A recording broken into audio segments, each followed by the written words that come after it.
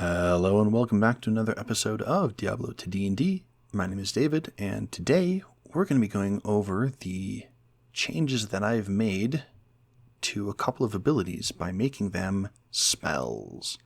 So I am going to rush through this pretty quickly. I have life things that are happening, and so I am just going to jump right into this.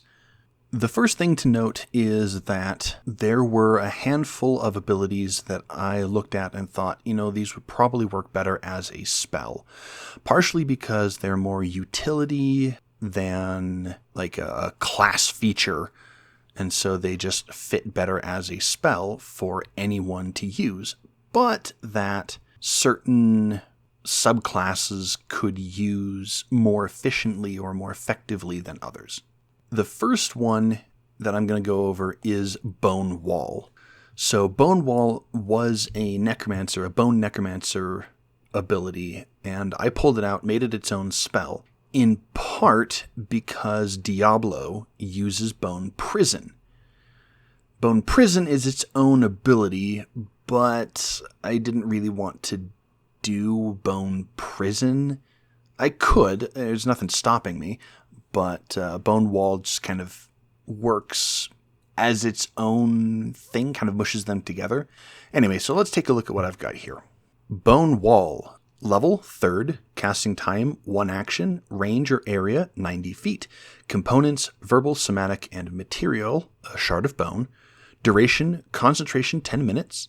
School, evocation. Attack or save, none. Damage or effect, control. Spell tags, control. Available for Necromancer. Effect. A series of 10 bone structures explode from the ground.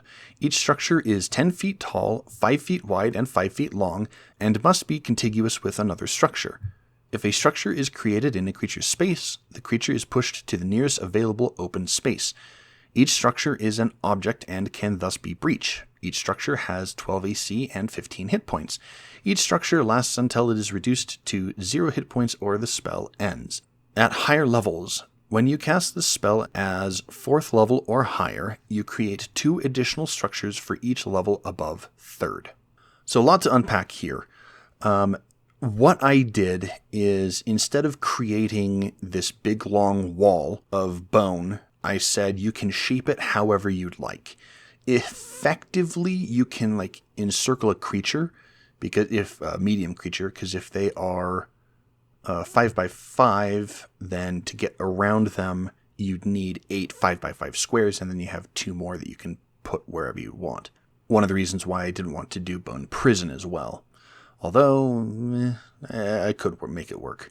Because this is a series of 10 bone structures, you can actually form them in whatever shape you want. So if you want to have a kind of a U shape, you can. You can technically, if you so wish, you can make them stand on top of each other if you really want to. Maybe you need to get up something that's 100 feet in the air, and so you go, okay, cool, I'm going to stack these structures one on top of another, and now I have a 100-foot tall ladder that's made of bone. The wording at the very end, each structure is, I don't like it. I want to find some way to put it together, but right now, or make it more elegant, but right now I'm very stressed out with school ending and a bunch of other things. So I'm not spending a ton of time getting the polish on it right now.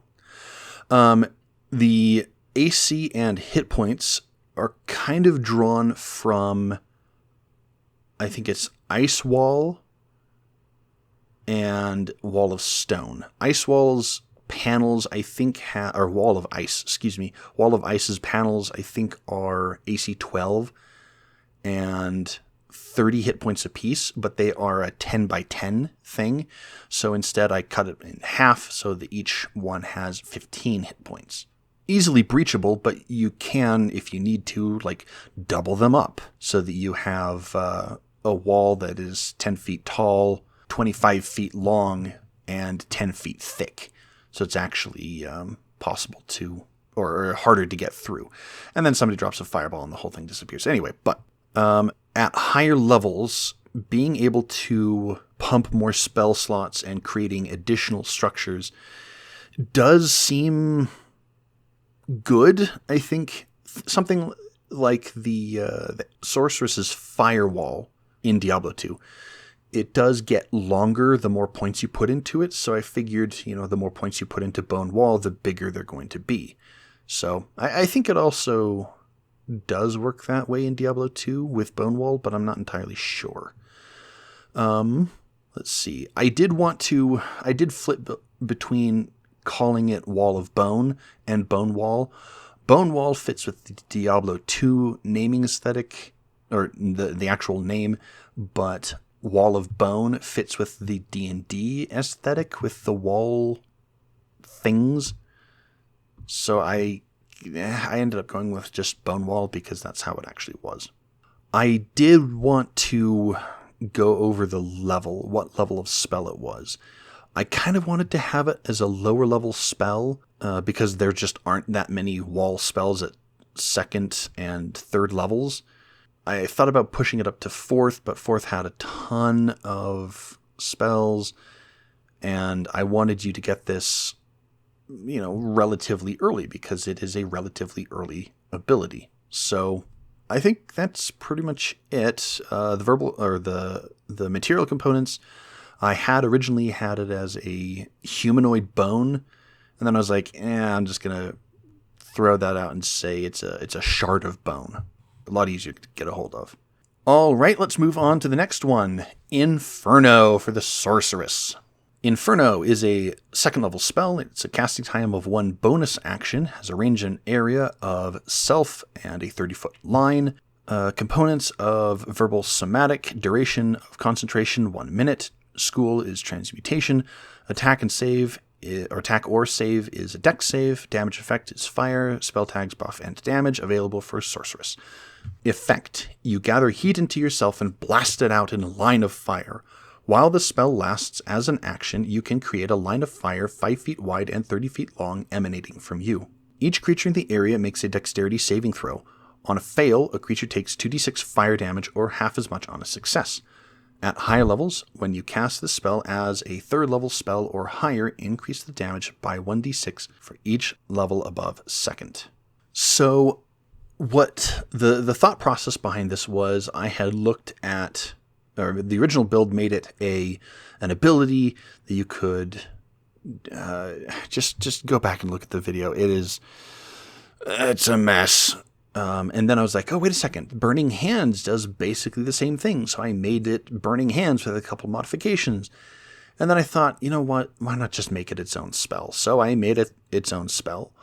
Burning Hands is a first level spell that deals 3d6 fire damage in a cone, but I bumped this one up by 1. I made it more along the lines of Dragon Breath, where it is an effect that lasts for a certain amount of time, and then you can blast it out. It's not the exact same way that Inferno works in Diablo, because Diablo is you stand in one place and you channel it, and it's this long line of fire, but it functions effectively the same way. Kind of. I mean, it's not. There's some differences, but I think this works just fine. And then lastly is Thunderstorm for the Sorceress again. Thunderstorm, level 3rd, casting time 1 action, range or area of 120 feet, and it's a 30-foot cylinder. Components is verbal and somatic, duration, concentration 10 minutes, school, conjuration, attack save, dex save, damage effect, lightning, spell tags, damage, available for Sorceress. Effect: you summon a small thundercloud directly overhead within range. It forms a 10-foot tall, 30-foot radius cylinder centered on you, which follows you as you move. When you summon it, and at the start of each of your turns for the duration, you may choose a creature under the cloud to make a dexterity saving throw. On a fail, it takes 1d10 lightning damage, or half as much on a success. At higher levels, when you cast the spell as a 4th level spell or higher, increase the damage by 1d10 for each level above 3rd. So this is Call Lightning that's been condensed and shoved into a much smaller radius. So Call Lightning is fantastic. I actually kind of want to build a Call Lightning druid, just running around and smiting people with bolts of lightning. But in this case, it works much like the Diablo ability. You have an area around you that just calls down some lightning occasionally and deals a little bit of damage. I really, really, really wanted to make a Thunderstorm Sorceress in Diablo 2, but it is so bad. It is so terribly bad. You don't get to choose which creature gets hit.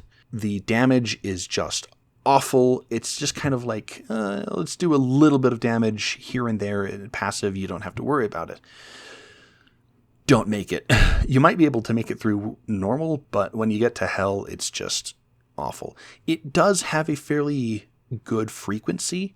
The more points you put into it, the faster the lightning strikes, but it's just not... They need to cut the time in like half or like 2/3 so that it actually, works like a thunderstorm. Anyway, so this was Call Lightning, and I made it much smaller and made it move around so that it acts much like Diablo, but I did nerf the damage significantly. First off, it is single target, and it only deals 1d10 instead of, I think, 3d10. The reason for that is because it does not take an action. It just happens, because it's at the start of each of your turns you may choose. This way it works because like nerfing the damage and then removing the action allows you to spend your action while still getting, a little bit of additional damage. It is kind of interesting because as a sorceress, you don't want to have people within 30 feet of you. You tend to be further range. So I don't know how good it is. You're also getting you're also getting the Thunderstorm ability at level 18. So maybe... Oh, that's right. I did forget. I forgot to talk about the abilities that each of these classes get. So for the Necromancer, Bone Wall, all it does is doubles the hit point of the structures. This is kind of your specialization. You get a wall of bone, and it's a little stronger. For the Fire Sorceress, Inferno, it doesn't count against the number of spells you know. That's pretty standard across all of the give you spells abilities. When you cast it using this ability, you choose which creatures must make the saving throw. So this way, it's kind of the sculpt spells from the Evocation Wizard. And then, of course, you can cast it twice per long rest. And then you can cast it using the spells, using spell slots of the appropriate level. I had considered taking a couple of those away just to nerf the things, but meh. And then finally, Thunderstorm for the Lightning Sorceress. It doesn't count against the number of spells you know. When you cast it using this ability, damage can't break your concentration on it, and you can cast it at a level equal to your intelligence modifier minimum of 3rd level. So this does mean at higher levels, you could be potentially getting a 3d10 free damage at the start of each of your turns. It is an 18th level ability, so, take that for what it's worth. I know the balance of this whole thing is just, it's gone. There is no balance. But that is something that I decided to give you because it fits with what Diablo does. All right, I am pretty much done with all of that. There were a couple of abilities that I had considered making spells that I am not using in the current build. Things like Static Field. I already have that one kind of planned out. A handful of other ones like Twister, for example, for the Druid. I might make them, I might not. I probably will. If you go to the 1.0 Create or Fix file, then you can see that there's a list of spells at the bottom, or well, the section called spells ? And each of those are considerations for if I should make them a spell or not. I'm not entirely sold on all of them. Some of them I am thinking about. Some of them are less like Hurricane and Armageddon are kind of just their abilities that I want the Wind and Fire Druid to have instead of giving them a spell that anybody can use. And part of the other reason why I'm hesitant on this is because I would have to create new abilities, because otherwise you're ending up with what I have right now, which is, oh, you learned this spell, damage can't break your concentration on it, you can cast it a number of times per long rest equal to blah, blah, blah, blah, blah. And that's just, it gets old. I mean, you look at the Fire Sorceress and it's just like, bleh. Anyway, I'm going to end it there. I have spent a lot of time working on the more minor changes. So next week's changelog is going to be massive again. I am looking forward to that one. Let's see. And then 3 weeks, I will probably be finishing up the Singer Barbarian with new abilities. And then 4 weeks would be another changelog. And by that time, the 5th week, I think is December 8th, which would be the 2-year anniversary of the video of the YouTube channel. And I've got something planned for that one, but we'll see how it all goes. All right, thank you much for listening. I am going to end it here. You can find me at XenozFan2, that is XenozFan2 on Blue Sky and Reddit. And you can contact the channel directly at Diablo TODND on Blue Sky and YouTube. Thank you much for watching, and I will see you in the next one. Have a good whatever.